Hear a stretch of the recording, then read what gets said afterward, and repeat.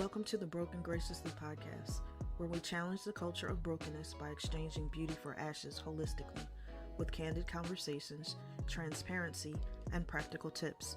I'm your host, Tanisha B. Lester, lovingly known as Coach T.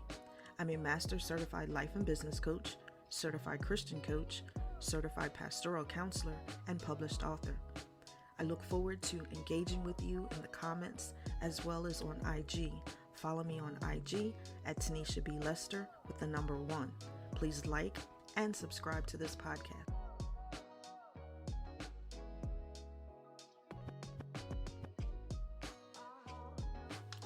Are you ready to unleash your power? Are you ready to step into your purpose and your passion?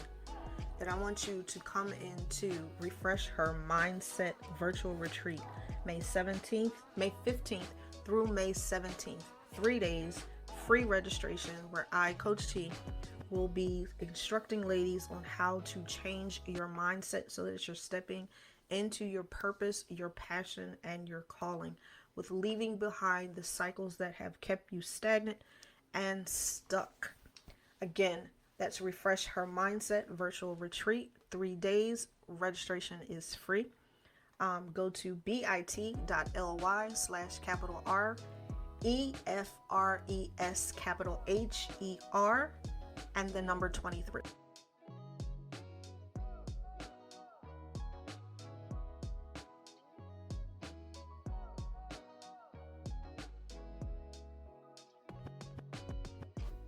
Welcome to another episode of Broken Graciously. This is episode 6.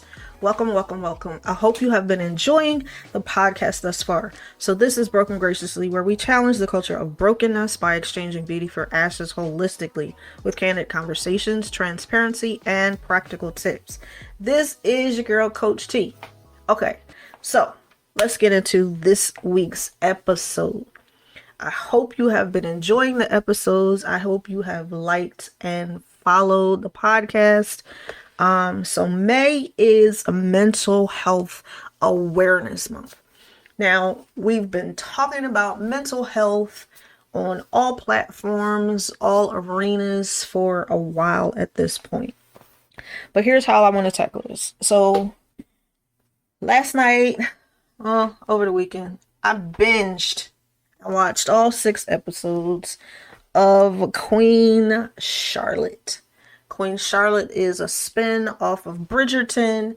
If you have not watched it yet on Netflix, Shonda Land did her thing. So let's talk about it. Here's my disclaimer. If you have not watched it, you might want to click off and go watch it and then come back. Cause I'm about to spoil it for you. I'm just gonna tell you, I'm about to spoil it for you. So if you don't want to know what happened, you might want to go ahead and click off now. Otherwise, go ahead and keep listening. So here, let me say this first. It takes a strong woman to deal with a man that has mental health issues, or anyone for that matter. Because it can be very taxing. It can be a lot. It can be draining. It can be all of those things. So first of all, and it comes at a time when, just on basis, we're talking about a young woman getting married, not necessarily wanting to get married, being sold off for trade purposes and alliances, dealing with a man she doesn't know anything about his context, what he's been through, what he's currently going through, like nothing. And she's literally thrust into this place of having to deal with all of these things, and she doesn't know what's going on. First of all, let's just deal with the fact that though she was thrusted into this, he act like he ain't want her. But it wasn't that he didn't want her. He didn't want to harm her because he knew his proclivities. He knew his struggles. And he didn't want any of that to rub off or harm her in any way, which is commendable. But then we look at, she's a young woman, and how many times have we as women been thrust into situations where we had to manage someone else's mental health at the risk of our own? And I think that's where I want to come from. When I watched the episode, first of all, it was good. And I don't mean just good, I mean it was good. It touched on so much just from us as Black women having to be strong, having to carry the burdens of others, having the world on our shoulders while simultaneously needing the affirmation, needing or seeking the love of a partner or the person that we're supposed to be with, and kind of like that inner struggle of, is this too much for me? Do I really want to deal with this? Should I really just back out? But at the point that, you get to that, like, you're already in love with this person. And that's where she was. Like, she was already in love with the king. Though the king had issues, but she didn't know the king had issues because she didn't know him. And the mother, let's just talk about the mother. The mother was literally ruling the country from behind, but not necessarily behind though. Like, he had issues, but she would make a command and they would kind of like question her, and then she say, "Oh, as per the king."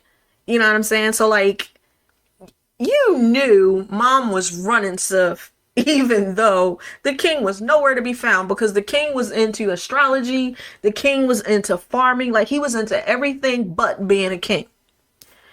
So mom had to be strong to manage her son, and still it was a point where she had to do that because it gave her security in her place, because her son was the king, but he had issues. But she had to fight for that position for her son in order to secure their standing in the country.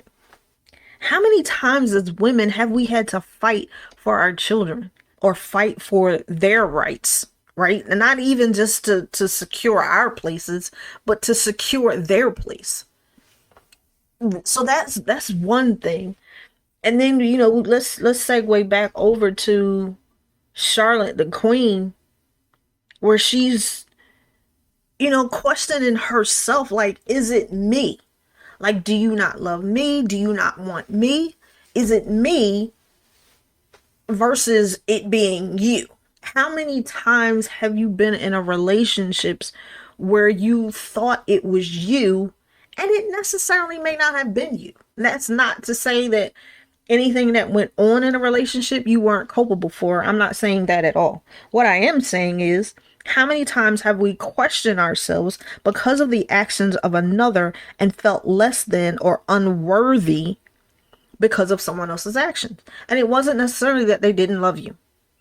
They were just trying to, quote unquote, protect you from their stuff, especially if they were aware. And the king was aware of his issues. He just didn't want to damage her. Again, commendable. But then when I thought about, managing the health of another, and not only did she have to manage that, like, she had children. There were 15 children that they had. So she had to raise them all basically as a single mother. So not only was she managing his mental health, she's managing these children with a possibility that that mental health illness could come upon any of her children at any time. They could have been born with it. They could have walked into it later on. And still being able to manage herself. That's a lot. I can understand. I can totally understand. I can totally get it. Because I've been in spaces myself where I've had to deal with a relative who's now deceased, but that would go through episodes a manic depression. So there were times where we were up, there were times where we were suicidal, there were times where, it was fights, it was all kinds of stuff. And I know how taxing it was on me. So just to imagine and think about how she navigated. And I would even go so far as to say that even now, as I sit, I wish I had the tools and the knowledge that I have now where I could have better helped him to navigate. But you don't know what you don't know when you don't know it. And that's just real. But there were so many things that I could have done differently. There were so many things that maybe he would have had a better quality of life if someone just understood what he was going through and had language for it. So just looking at how she loved this man unconditionally, and she was fully able and equipped to sustain a relationship over years while still meeting him where he was. She never ostracized him. She never divorced him, kicked him to the side, like nothing. She met him exactly where he was. And she knew that he loved her, which was even better.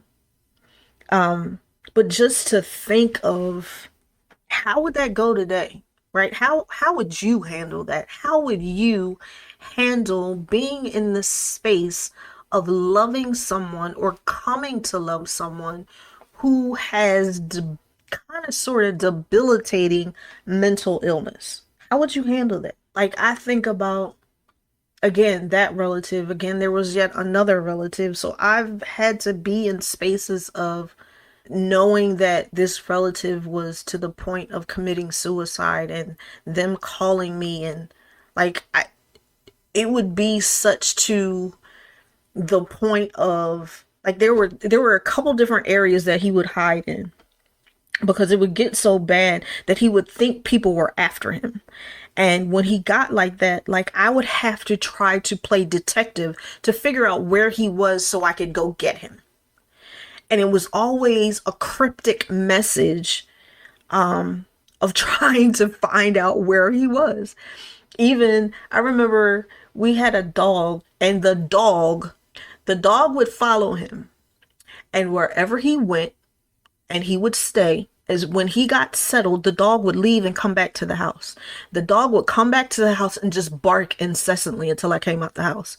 That's how I knew, like, something was wrong and he was somewhere. But the dog was smart enough to lead me to exactly where he was.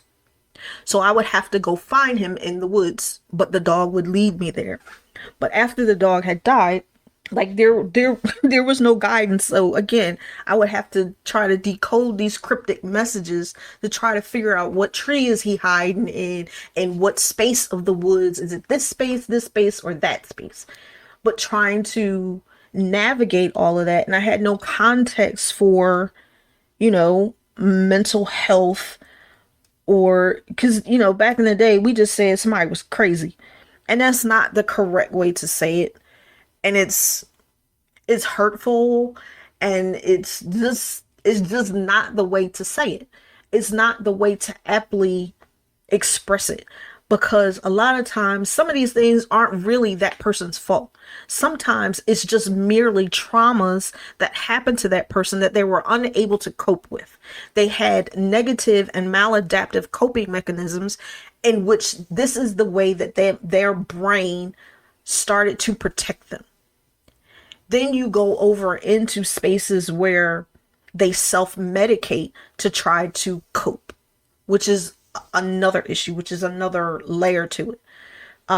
So just thinking about and watching that over the weekend was like, how would I have navigated better in a space of mental health to be able to help these particular family members when they were going through their crises?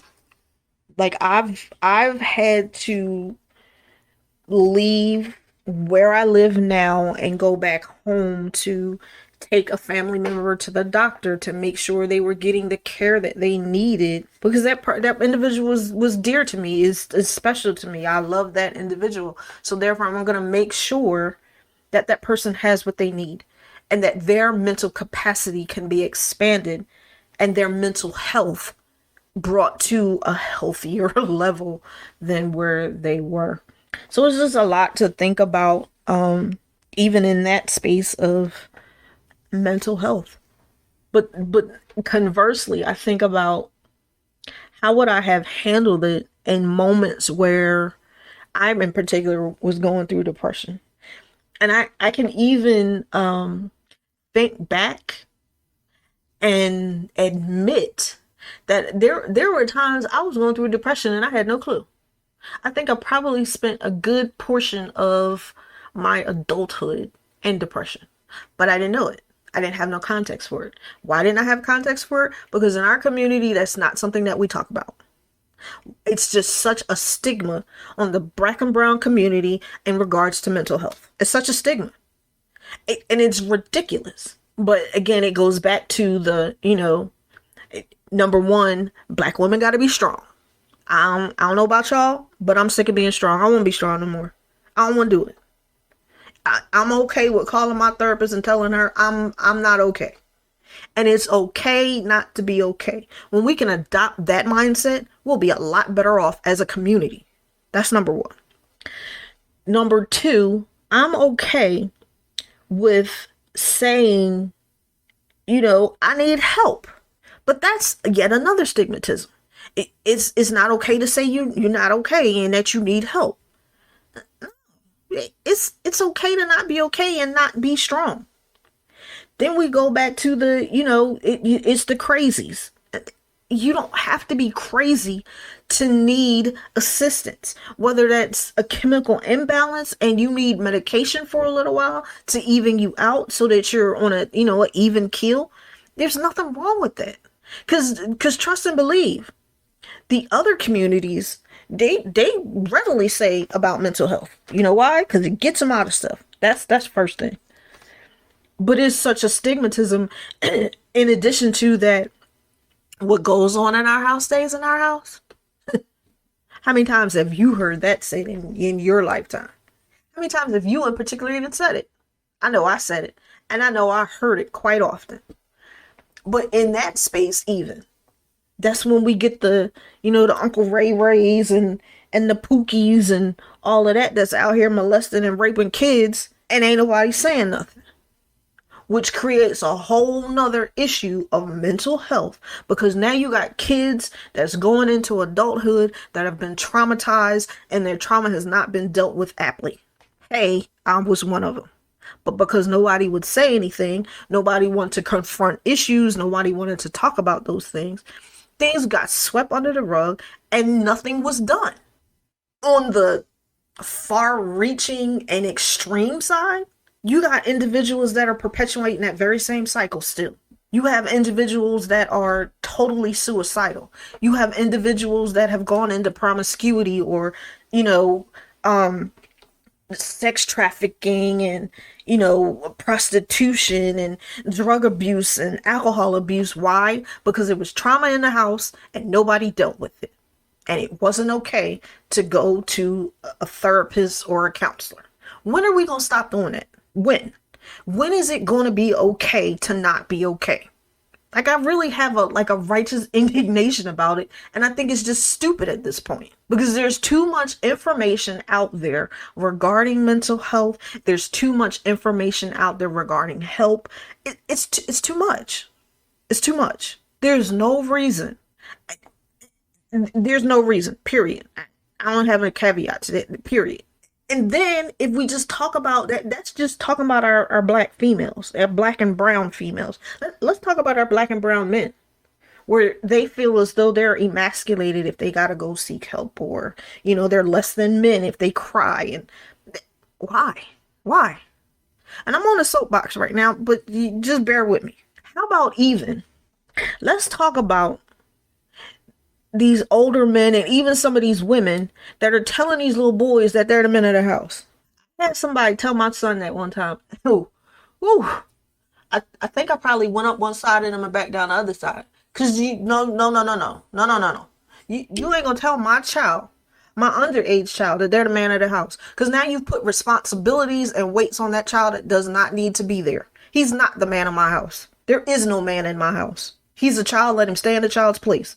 Let him have a childhood. But that's something else that we stick on our kids. And there's no reason for it, because now you've given this child a burden that does not need to be. You've given this child an identity that he does not need to have. It doesn't make sense to me. I just really don't understand. I don't understand why, you had to be a sissy if you cried. And I'm not saying it in a derogatory form. That's just what they said. I'm saying what was said. And I know that's not the correct term.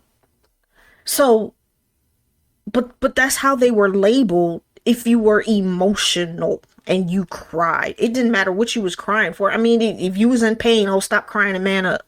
What? Pain hurts. Let them feel that pain and let them go ahead and express it. It's okay. Consequently, now we got men out here that are not emotionally intelligent or emotionally available. Why? Because you didn't let them have emotions when they needed to. So all of this stuff that we're looking at now as mental health issues are things that could have been tackled way back when. But again, because we're such stigmatism in the community, nobody gets the help they need. Nobody is able to talk. Like, it's more accepted now to go to counseling than I think it's ever been in my 50 years. Because that's just not something that was done. Shoot, I remember when I went to counseling the first time, dude I was dealing with was like, oh, you crazy. Like, no, I'm not crazy. I'm trying not to be crazy. That's why I'm going to counseling. Because otherwise, if I don't go, there's a real possibility that I might be crazy. And you just might be on the receiving end of my crazy. But I digress. So I think it's high time that not only we celebrate mental health awareness, but we begin to look at it for ourselves in a real and concrete manner. If your kids are going through issues, if you've been divorced or there's some trauma going on, take your child to a therapist.